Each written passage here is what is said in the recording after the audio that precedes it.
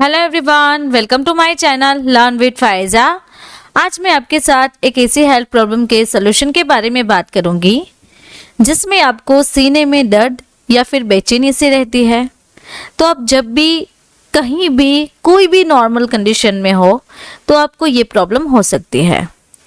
आपको ये जो प्रॉब्लम है सीने में दर्द होना और बेचैनी होना, वो किसी भी एज में हो सकता है, यानी कि आप एडल्ट है या फिर आप 18 प्लस है, तो उस कंडीशन में भी आपको ये प्रॉब्लम हो सकती है, जिसके कारण आपको सांस लेने में कठिनाई सी होती है। आप प्रॉपर तरीके से सांस नहीं ले पा रहे हैं, दिल में घबराहट सी होने लगती है और आपकी जो सांसें हैं वो फूलने लगती है।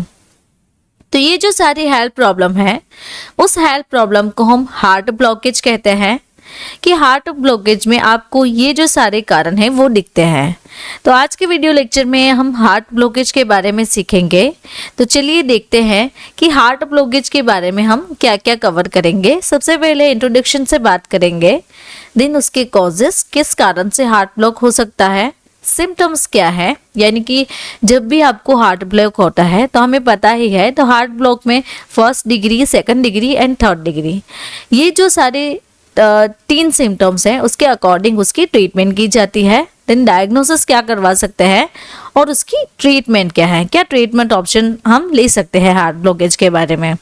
तो आप लास्ट तक बने रहिए, जिससे कि आपको हार्ट ब्लॉकेज के बारे में पूरी जानकारी मिलेगी।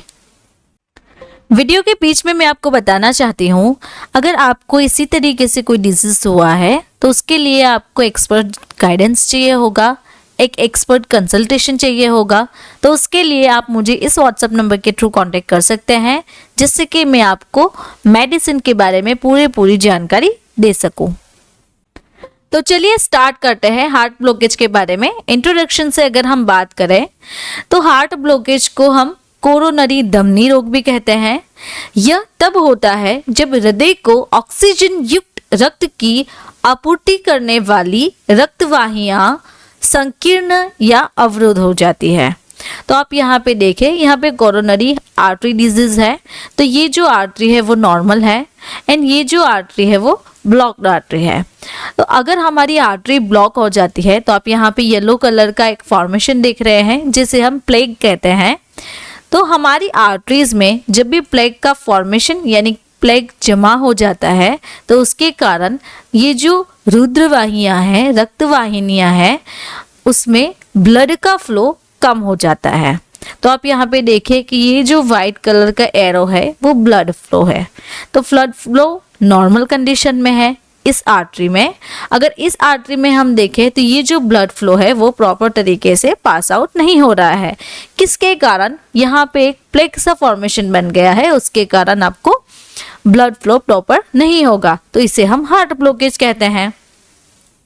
तो हार्ट ब्लॉकेज एक प्रमुख स्वास्थ्य चिंता है, जिसमें आपको सीने में दर्द हो सकता है, सांस लेने में कठिनाई हो सकती है और गंभीर मामलों में आप ये जो 2 रीजन है, ये जो कारण है उसे आप गंभीर नहीं ले रहे हैं तो उसके कारण आपको दिल का दौरा भी पड़ सकता है।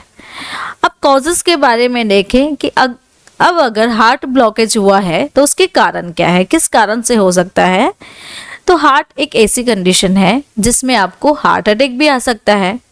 तो आप यहाँ पे देखिए कि ये जो है वो नॉर्मल आर्टरी है, ये जो है वो atherosclerosis and blood clot, a build of fatty plague in arteries, यानी कि प्लेग का जमा हो जाना आर्टरीज में। अगर आपको हाई पोटेशियम लेवल रहता है और हाइपरथायरॉयडिज्म है, तो आप यहाँ पे देखें कि ये जो ब्लड सेल्स आ रहे हैं ये नॉर्मल आर्टरी में इस तरीके से आ रहे हैं। जब भी प्लेग का फॉर्मेशन हो जाएगा तो आरबीसी जो सेल्स है, ब्लड के जो सेल्स है वो कम हो जाएंगे। देन उसके बाद अगर आपको लाइम डिजीज है या फिर आपकी रिसेंट में कोई हार्ट सर्जरी हुई है और आपको ऑटो इम्यून डिजीज है आपकी बॉडी में, बर्थ के डिफेक्ट्स है, या फिर आप लंबे समय से एनसेस यानी कि non steroidal anti inflammatory drugs का यूज कर रहे हो, तो ये जो सारे कॉजेस है उसके कारण आपको हार्ट ब्लॉकेज की बीमारी हो सकती है। नाउ अब आगे हमने जो एनसेड्स देखी, यानी कि जो पेन किलर देखी, तो ऐसे कौन कौन से पेन किलर है जो कि आपको हार्ट ब्लॉकेज करवा सकती है, जैसे कि डाइक्लोफेनाक, आइबुप्रोफेन, इंडोमेथासिन एंड केटोरेलेक। तो ये जो ड्रग्स है वो आपको हार्ट ब्लॉकेज करवा सकती है। अब सिम्टम्स के बारे में देखें, हमको पता ही है कि जब भी हार्ट ब्लॉक हो जाता है तो वो 3 स्टेजेस में होता है। अब फर्स्ट डिग्री की बात करें, जब भी आपको फर्स्ट हार्ट ब्लॉक होगा तो क्या क्या सिम्टम्स दिखेंगे, तो उसमें सिम्टम्स दिखते हैं या फिर कभी कभार नहीं भी दिखते हैं। अगर आपको सिम्टम्स दिखते हैं तो वो ECG अगर आपको सिम्टम्स दिखते हैं तो वो ECG थ्रू दिख सकते हैं, यानी कि इलेक्ट्रोकार्डियोग्राम, जिसमें आपकी हार्ट रेट एंड जो रिदम है वो नॉर्मल कंडीशन में रहती है। अब सेकंड डिग्री की बात करें कि फर्स्ट डिग्री के बाद अगर आपको सेकंड हार्ट ब्लॉक आता है तो उसमें क्या सिम्टम्स रहते हैं, तो fainting, dizziness, chest pain, tiredness, shortness of breath, heart palpitation and rapid breathing and nausea. Then आप यहाँ पे देखें, यहाँ पे ये जो ECG का फ्लो दिखा रहा है वो एबनॉर्मल है। तो आप यहाँ पे देखें कि रिदम इस तरीके से, यानी कि फास्ट रिदम आ रही है, यहाँ पे पहले वाले से थोड़ी कम है एंड यहाँ पे बिल्कुल स्लो रिदम हो गई है। तो ये जो ECG का फ्लो है वो एबनॉर्मल हो गया है, जिसके कारण हमें सेकंड डिग्री में हार्ट ब्लॉकेज पता चल सकता है। अब थर्ड डिग्री के बारे में बात करें, फर्स्ट हो गई, सेकंड हो गई, अब तीसरा जब भी आपको हार्ट ब्लॉक आ सकता है तो उसमें आपको क्या लक्षण दिखते हैं, तो उसमें जो लक्षण दिखते हैं वो डिजीनेस, चक्कर आना, फेंटिंग, घबराहट सी होना, चेस्ट पेन रहता है, tiredness, shortness of breath, irregular heart beat and cardiac arrest. यानी कि आपको ये जो थर्ड स्टेज है उसमें आपको हार्ट अटैक भी आ सकता है। तो ये जो सारे सिम्टम्स हमने देखे, first line, second line and third line, यानी कि first degree, second degree and third degree के ये जो सारे हार्ट ब्लॉक के सिम्टम्स है उसके अकॉर्डिंग उसकी ट्रीटमेंट एंड डायग्नोसिस की जाती है।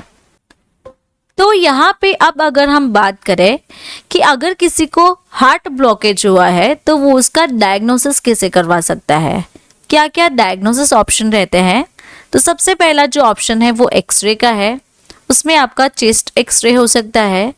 चेस्ट एक्सरे से पता चल सकता है कि हार्ट की जो धमनी है, यानी कि जो आर्टरीज है, वहाँ पे कितना ब्लॉकेज हुआ है। देन ECG यानी कि इलेक्ट्रोकार्डियोग्राम, उसके थ्रू आपको आपकी हार्ट की रिदम पता चल सकती है, फास्ट है, नॉर्मल है, एबनॉर्मल है। देन इकोकार्डियोग्राम, स्ट्रेस, अगर आपको स्ट्रेस रहता है तो आपको हार्ट ब्लॉकेज की बीमारी जल्दी हो सकती है। देन उसके बाद आपको हार्ट अटैक भी आ सकता है। कार्डियक कैथेराइजेशन, हार्ट का CT स्कैन करवा सकते हैं, cardiac MRI and implantable loop recorder. तो ये जो सारे डायग्नोसिस है वो किसी को अगर हार्ट ब्लॉकेज है तो वो करवा सकता है। यहाँ पे मैं आपको बताना चाहती हूँ कि यहाँ पे इतने जो चैप्टर्स है वो हमने कवर कर लिए हैं। ये फर्स्ट पार्ट है। अब सेकंड पार्ट में हम कवर करेंगे कि हार्ट ब्लॉकेज की पूरी डिटेल्स, यानी कि हार्ट ब्लॉकेज की हम स्टडी करेंगे कि उसकी ट्रीटमेंट ऑप्शन क्या क्या अवेलेबल है। जब भी first line, second line and third line की मेडिकेशन होती है तो उसमें क्या क्या हम ट्रीटमेंट ले सकते हैं। तो उसके लिए आपको मेरा पार्ट 2 देखना होगा।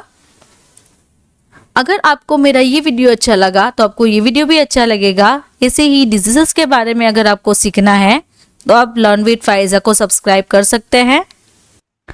और अगर आपको पर्टिकुलर मेडिसिन के बारे में सीखना है तो आप मेरी दूसरी चैनल है मेडिसिन एक्सपर्ट रिव्यू, उसे भी आप सब्सक्राइब कर सकते हैं। Thank you for watching my video.